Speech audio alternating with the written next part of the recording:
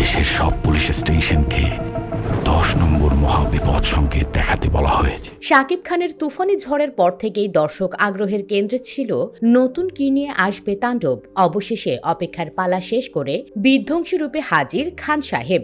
বাংলা সিনেমায় তাণ্ডব শুরু হতে যাচ্ছে, যেন এমনই বার্তা নিয়ে এলো তাণ্ডবের টিজার, যেখানে দেখা গেছে এক বিধ্বংসী রূপে হাজির ঢালিউডের এই শীর্ষ নায়ক। মুখে তীব্র প্রতিশোধের আগুন আর চারপাশে ধ্বংসের ছাপ। আরও দেখা যায় মুখোশ পরা একদল মানুষ একটি ভবনে প্রবেশ করে সবাইকে জিম্মি করে রেখেছে।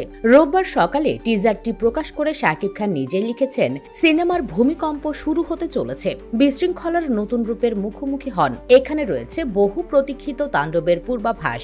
সম্প্রতি প্রকাশিত হয়েছে তাণ্ডবের দ্বিতীয় পোস্টার। সেখানেও শাকিব খানকে রাফ ও ইন্টেন্স লুকে দেখা গেছে। এর আগে শাকিবের জন্মদিনে প্রকাশিত হয়েছিল সিনেমার প্রথম লুক। গত শুক্রবার তাণ্ডব টিম শুটিং করতে পাড়ি জমায় শ্রীলঙ্কায়। সেখানে ছবির শেষ অংশের কিছু গুরুত্বপূর্ণ দৃশ্য ধারণ হবে।